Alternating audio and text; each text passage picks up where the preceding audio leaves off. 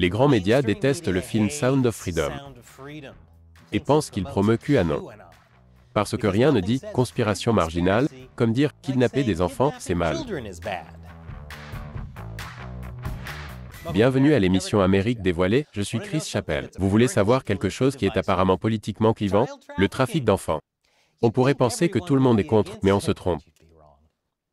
La semaine dernière, le 4 juillet, le film indépendant Sound of Freedom est sorti en salle. Et ce fut un grand succès.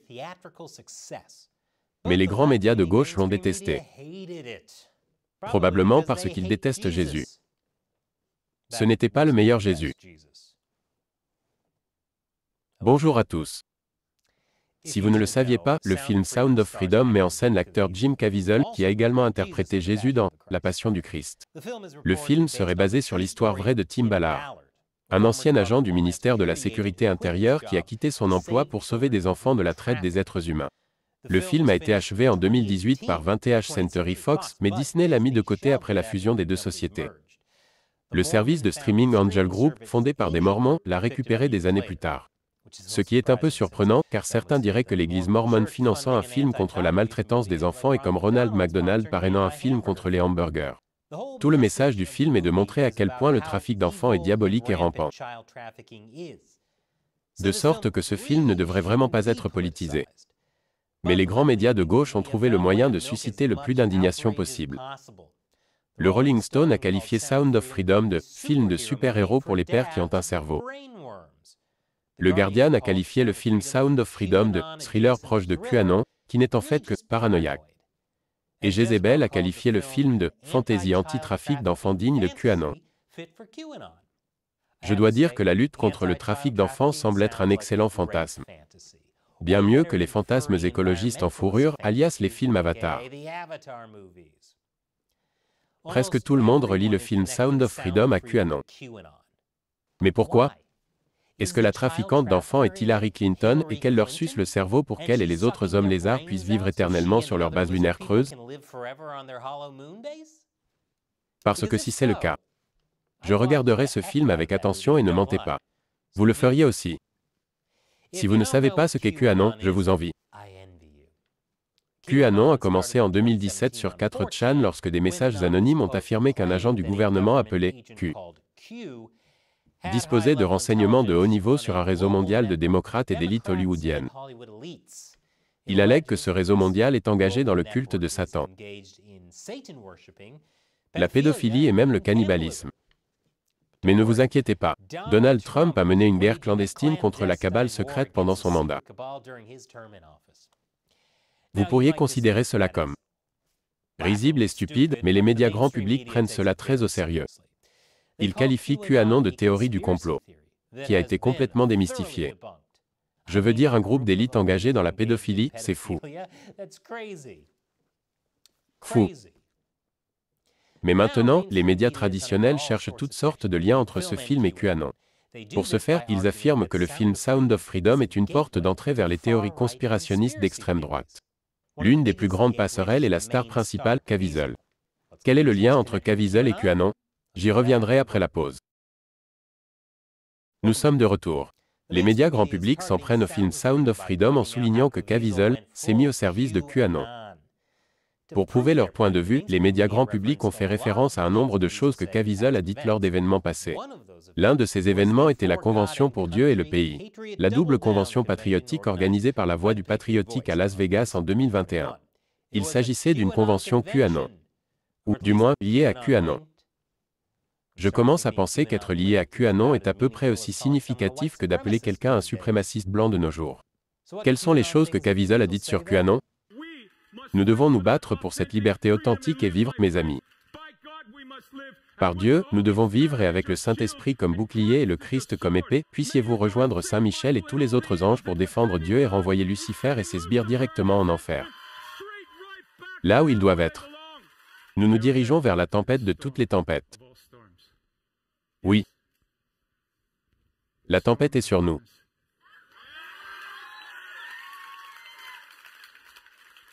Mais pas sans Jésus comme gouvernail.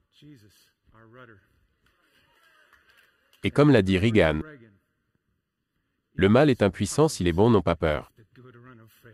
Que Dieu vous bénisse. Son discours pour la Passion du Christ 2 semble très compliqué.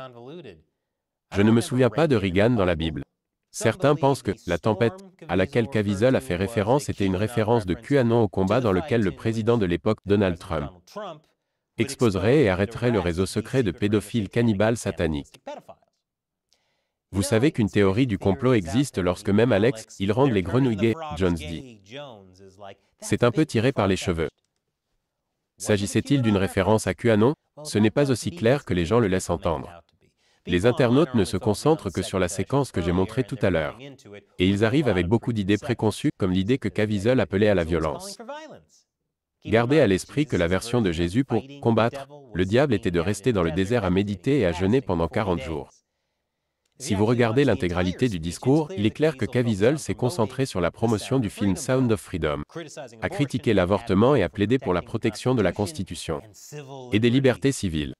S'exprimant en tant que catholique, il a également appelé les gens à ne pas se plier aux libéraux et à rechercher la liberté face au péché et à la faiblesse. Contrairement à ce que de nombreuses personnes voudraient faire croire, il préconisait de lutter contre le mal en général sans recourir à la violence physique. Il voulait donc combattre le mal par des moyens non violents.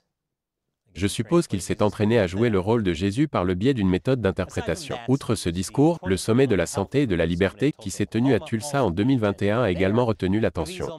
Caviezel s'y est principalement attaché à promouvoir le film Sound of Freedom et le travail de Ballard pour mettre fin au trafic d'enfants. Mais ses brefs commentaires sur l'adrénochrome ont attiré l'attention des médias grand public. Il est en train de sauver des enfants en ce moment même, parce qu'ils les sortent des recoins les plus sombres de l'enfer, dans des décharges et toutes sortes d'endroits. L'adrénochrome des enfants. Pour ceux qui ne savent pas ce qu'est l'adrénochrome, je vous félicite de ne pas passer trop de temps sur Internet. Je vous envie. Voici l'explication de Caviezel. Vous avez dit, adrénochrome. Oui. Essentiellement, vous avez de l'adrénaline dans votre corps, je vais simplifier. Et quand vous avez peur, vous produisez de l'adrénaline. Si un enfant sait qu'il va mourir, son corps va sécréter de l'adrénaline. L'adrénochrome est un composé chimique dérivé de l'adrénaline. Caviezel a expliqué un peu plus en détail ce que les élites veulent faire avec l'adrénochrome lorsque l'ancien conseiller de Trump, Steve Bannon, a demandé ce qui alimentait la demande de trafic d'êtres humains. C'est une drogue d'élite qu'ils utilisent depuis de nombreuses années. Elle est 10 fois plus puissante que l'héroïne et possède des qualités mystiques qui vous font paraître plus jeune. De l'héroïne qui rajeunit? Si c'était vrai, voici à quoi ressemblerait Keith Richards aujourd'hui. Ironiquement, selon QAnon, les élites s'en prendraient alors à son adrénochrome. De nombreuses personnes soulignent que les commentaires de Caviezel correspondent à ce que croient les adeptes de QAnon.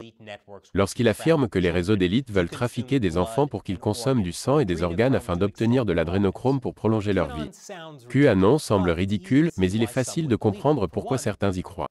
D'une part, cela expliquerait la présence de Paul Rudd. Comment un homme de 96 ans pourrait-il avoir l'air aussi fringant? D'autre part, l'adrénochrome n'est peut-être pas ce que les membres de QAnon prétendent qu'il est, mais ce n'est pas comme le Daily Beast voudrait vous le faire croire, une drogue imaginaire. Il y a même une page Wikipédia. Et il y a eu des cas où des enfants ont été victimes de traite pour du sang. Peut-être pas parmi les riches pour autant que nous le sachions, mais certainement parmi les sorcières ougandaises. Et le trafic d'organes existe bel et bien, surtout en Chine. Et puis il y a Jeffrey Epstein. On attend toujours la liste des élites qui ont eu des relations avec des mineurs avec lui. Et ce n'est pas comme si les grands médias avaient déjà changé d'avis sur ce qui était une théorie du complot. Comme toute bonne théorie du complot, tous les éléments sont logiques. C'est la façon dont on les assemble qui devient tout simplement bizarre. Au cours de différents entretiens, il semble que Caviezel mélange le côté conspirationniste des choses avec sa foi catholique lorsqu'il s'agit de choses comme l'adrénochrome, les biolabs ukrainiens, l'assassinat de JFK, et les marionnettistes tels que le Fonds monétaire international et les Rothschild. Il n'est cependant pas mentionné qu'il croit que le gouvernement rend les grenouilles homosexuelles. Il n'est pas étonnant qu'Alex Jones ne s'intéresse pas à QAnon.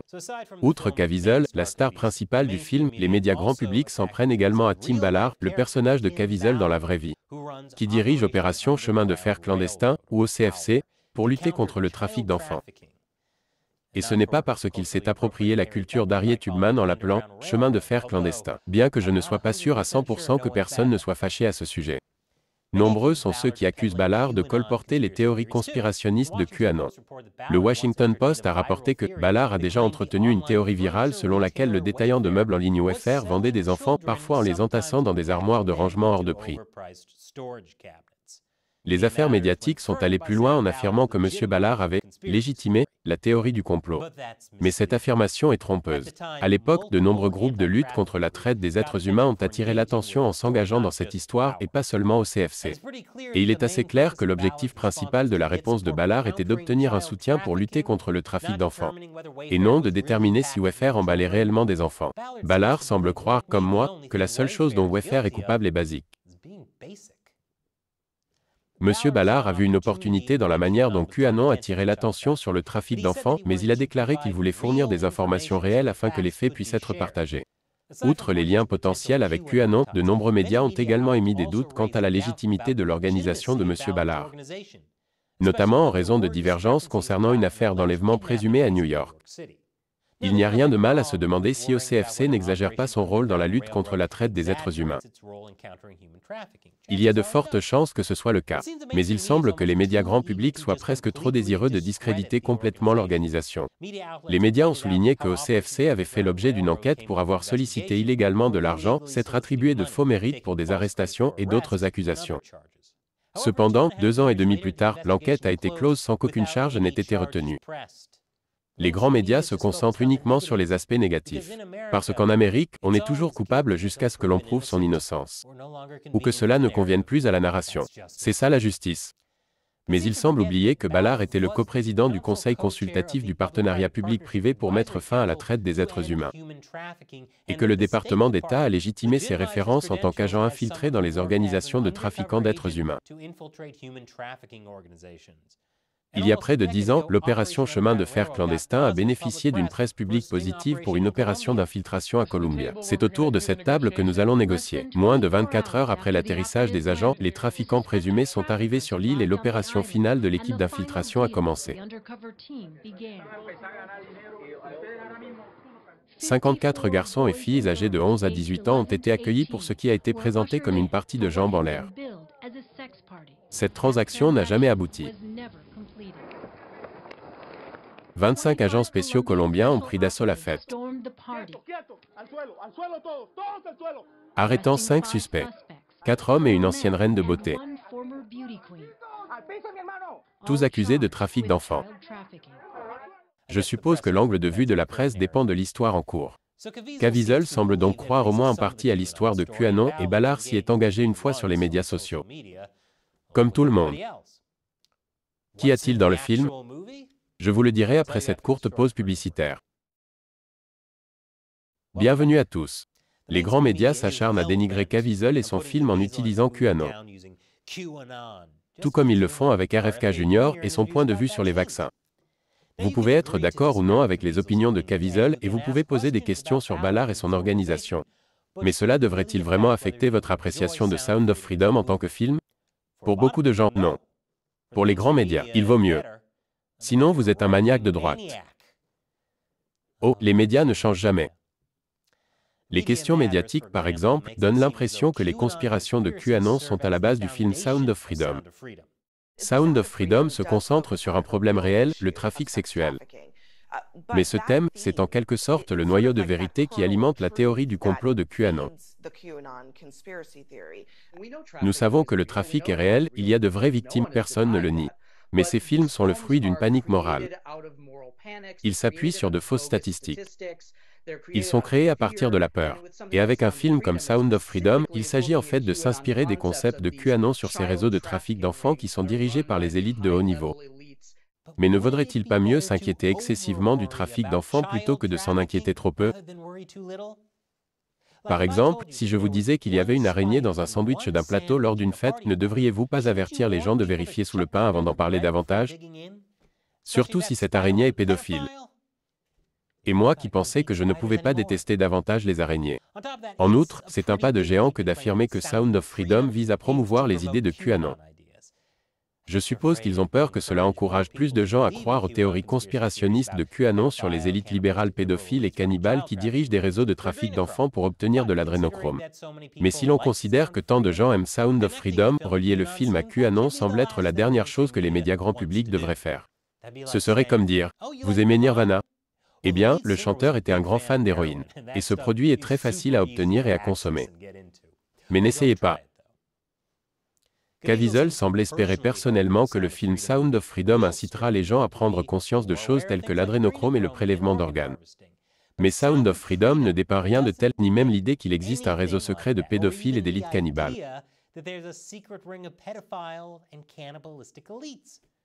Même les grands médias comme le Washington Post l'admettent. Les méchants du film sont des criminels de droit commun, pas la cabale occulte des occultistes imaginés par les QAnoniens.